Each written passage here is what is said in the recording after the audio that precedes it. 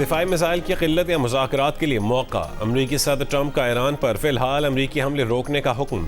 Media reports के मुताबिक white house में इजलास के दौरान नायब सदर JD वैंस और joint chief of staff Dan Caine ने ईरान जंग में शिद्दत लाने पर तहफ़्फ़ुज़ात का इजहार किया। डैन केन ने खास तौर पर अमरीका के असलह गोला बारूद के ज़ख़ीरे और उसके अलावा मुमकिन मनफी नताइज पर भी तशवीश ज़ाहिर की। अमरीकी नशियाती इदारे के मुताबिक अमरीका के अहम हथियारों और गोला बारूद के ज़ख़ायर पहले ही नुमाया हद तक कम हो चुके हैं और अगर ईरान पर हमलों का सिलसिला जारी रहा तो इन ज़ख़ायर पर मज़ीद दबाव पड़ सकता है। सदर ट्रंप ने 2 हफ्तों में पहली बार ईरान पर नए हमलों की मंजूरी नहीं दी।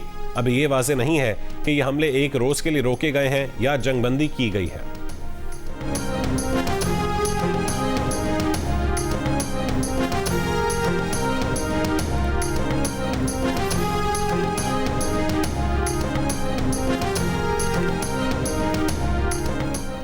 ईरानी पासदारान इनकलाब फोर्स का अमरीकी फौजी अड्डों पर 11 लड़ाका तैयारे तबाह करने और 15 रोज़ा जंग के दौरान 200 अमरीकियों को हलाक करने का दावा। पासदारान इनकलाब के तर्जुमान ब्रिगेडियर जनरल मोहिब्बी ने इंटरव्यू में कहा है कि अमरीकी दिफाई निज़ाम इतना कमज़ोर हो चुका है कि ईरान के ड्रोन और मिसाइल बगैर किसी रुकावट अहदाफ तक पहुँच रहे हैं। इसराइल को खबरदार किया कि इसराइल जंग में फिर से शामिल हुआ तो आफत का सामना करने के लिए तैयार रहे। बरतानिया को भी पैगाम दिया कि हालिया दिनों में एक बमबार तैयारा बरतानिया के फ़ज़ाई अड्डे से उड़ा। अगर उन्होंने अमरीका से ताउन किया तो वो हमारा जायज़ हदफ होंगे।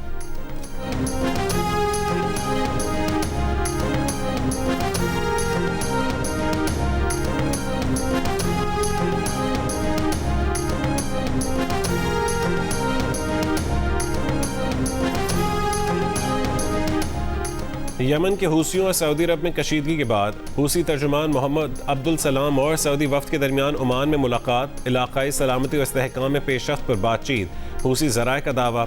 कतरी TV के मुताबिक अक़वाम मुत्तहिदा, सऊदी अरब और अंसारुल्लाह के बाज़ ओहदेदार भी ओमान में मौजूद हैं, जहाँ मुमकिन तौर पर मुज़ाकरात के दूसरे दौर के इनेकाद का इम्कान है।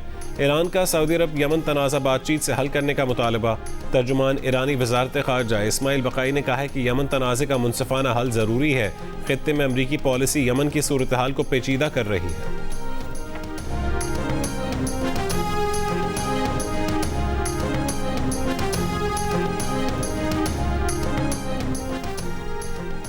यमन की हूसी अक्सरती जमात अंसारुल्लाह का सऊदी अरब के शहर जाज़ान और यम्बोह में अरामको की तेल तंसीबात पर मिसाइल और ड्रोन से हमलों का दावा।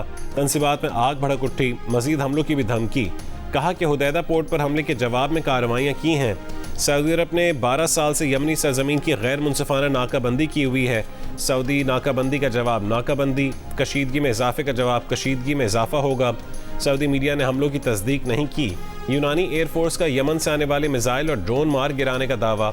कहा कि हफ्ते की सुबह यमन से दागे गए 2 बैलिस्टिक मिसाइल और ड्रोन मार गिराए।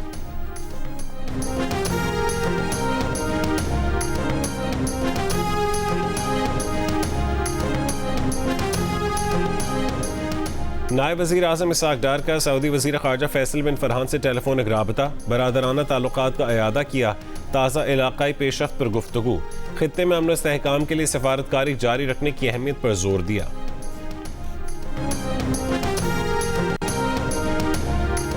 मुल्क के मुख्तलिफ इलाकों में मानसून बारिशों और सैलाबी सूरत हाल से मामूलाती ज़िंदगी मुतासिर। दरियाए सिंध में पानी की सतह बुलंद होने से मियाँ वाली में हिफाजती बंद टूट गया।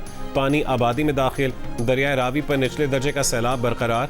दादो में गाज नदी में तुग़यानी से 10 से ज़ायद देहात का ज़मीनी राबता मुनक़ता। थर पारकर के इलाके नंगर पारकर में बारिश का सिलसिला जारी। 2 रोज़ में 150 मिलीमीटर से ज़ायद बारिश रिकॉर्ड की गई। गिलगित बल्तिस्तान में चिल्लास शहर और गिरदोनवा में बारिश से नदी नालों में तुग़यानी। अस्तोर वैली रोड गुज़िश्ता 6 रोज़ से बंद। अशियाए खुरनोश की किल्लत पैदा होने लगी। महकमे मौसमियात की आज सिंध जनूबी पंजाब के बाज़ इलाकों में तेज़ बारिश की पेशगोई।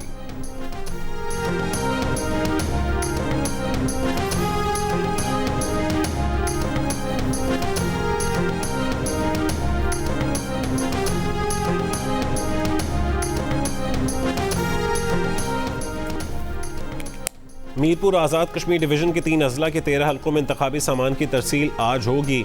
आज़ाद कश्मीर कानून साज असम्बली के पहले मरहले में मीरपुर डिवीज़न के 3 अजला मीरपुर, कोटली और भिम्बर के 13 हल्कों में पोलिंग कल होगी।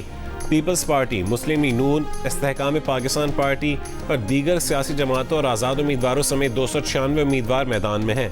LA3 मीरपुर, LA6 भिंबर और LA10 कोटली में पीपल्स पार्टी, नून लीग और इस्तेहकाम पाकिस्तान पार्टी में कांटे के मुकाबले की तवक्को है।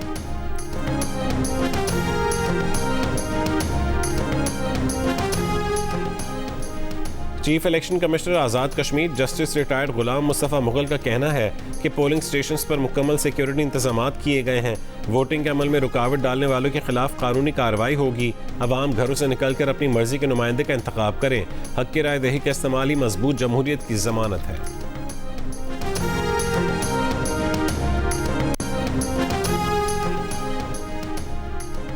सिक्योरिटी फोर्सेज ने जनूबी वजीरिस्तान में चेक पोस्ट पर फितनल खवारिज के हमले की कोशिश नाकाम बना दी। ISPR के मुताबिक फोर्सेज ने दहशत गर्दों की बारूद से भरी गाड़ी चेक पोस्ट की हदूद से बाहर ही तबाह कर दी। पोस्ट को नुकसान नहीं पहुंचा। कार्रवाई में खुदकुश हमलावर समेत 4 खवारिज हलाक हो गए। क्लियरेंस ऑपरेशन जारी है। सदर मुमलिकत और वजीर आजम का वजीरिस्तान में चेक पोस्ट पर दहशत गर्दों का हमला नाकाम बनाने पर सिक्योरिटी फोर्सेज को खिराज तहसीन।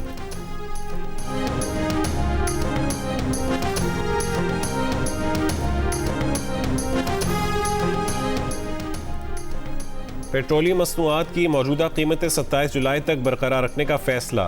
पेट्रोलियम डिवीजन ज़राए के मुताबिक पेट्रोल की कीमत 335 रुपये 18 पैसे फ़ी लीटर बरकरार रहेगी।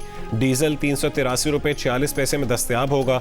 मिट्टी का तेल भी 301 रुपये 14 पैसे फ़ी लीटर में फ़रोख्त किया जाएगा। सीनियर वजीर पंजाब मरीम औरंगजेब ने कहा है कि मुजफ्फराबाद ने नून लीग के हक में अपना फैसला सुना दिया। रावलपिंडी में मुस्लिम लीग नून की इंतखाबी मुहिम से खिताब में कहा है कि नवाज शरीफ और मरीम नवाज कश्मीर गए तो मुखालिफिन की चीखें निकलने लगीं। जो 1 किलोमीटर सड़क नहीं बना सकते उससे पूछते हैं जिन्होंने हज़ारों किलोमीटर सड़कें बनाई। पंजाब आकर देखो, हर शहर में सड़कें बनी हुई हैं। रो पीटो नहीं, नवाज शरीफ जैसी मोटरवे बनाकर दिखाओ, शहबाज शरीफ जैसी मेट्रो बस सर्विस बनाकर दिखाओ। आज मुजफ्फराबाद की सड़कों पर ग्रीन बसें चल रही हैं। 18 महीने में मरीम नवाज ने 2 लाख लोगों को अपना घर, अपनी छत दी। आज पूरा पाकिस्तान कह रहा है कि हमें मरीम नवाज जैसी वजीर आला चाहिए। वजीर रेलवेज हनीफ अब्बासी ने कहा है कि मुल्क के तमाम बड़े बड़े मनसूबों पर नवाज शरीफ, शहबाज शरीफ और मरीम नवाज का नाम है।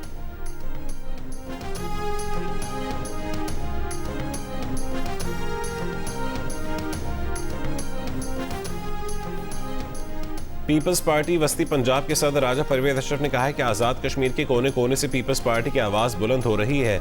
बिलावल भुट्टो की क़यादत में वहाँ भी पीपल्स पार्टी की हुकूमत कायम होगी। गवर्नर हाउस लाहौर में वर्कर्स कन्वेंशन से खिताब में कहा है कि इत्तेहादियों से उलझना नहीं चाहिए, नोक झोंक चलती रहती है। हसन मुर्तज़ा ने कहा है पेट्रोल की कीमत रोज़ाना की बुनियाद पर बढ़ाकर अवाम की ज़िंदगी अजीरन बना दी गई। किसान को देने के लिए आपके पास पैसे नहीं, लेकिन बाहर से गंदम मंगवा रहे हैं।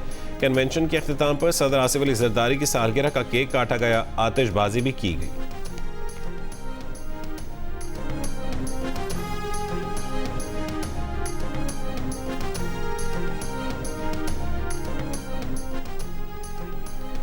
नून लीग और पीपल्स पार्टी के एक दूसरे पर संगीन इल्जामात। जियो न्यूज़ के एंकर शहजाद इकबाल ने सवाल किया तो वजीर आजम के मुशीर राना सनाउल्लाह बुरा मान गए।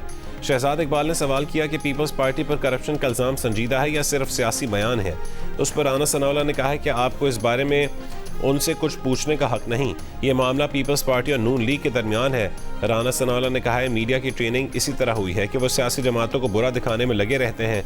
शहजाद इकबाल ने सवाल किया कि एक जिम्मेदार वजीर इल्ज़ाम लगाए कि पाकिस्तान के 3000 अरब रुपए करप्शन करके दुबई ले जाए गए तो मीडिया फिर भी सवाल न उठाए। राना सनाउल्लाह ने कहा है कि इसकी इंक्वायरी होगी तो फिर वो जवाब देंगे।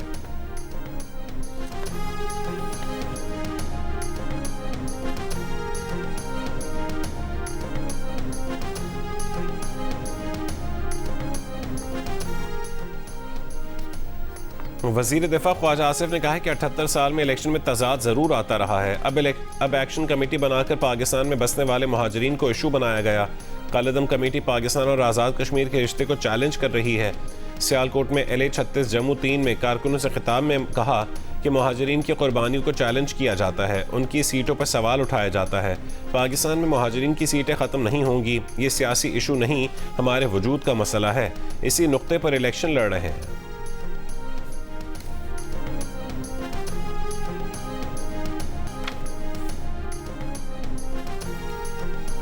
और पाकिस्तान और वेस्ट इंडीज़ के दरमियान तारोबा में पहले टेस्ट में पहले दिन का खेल ख़त्म।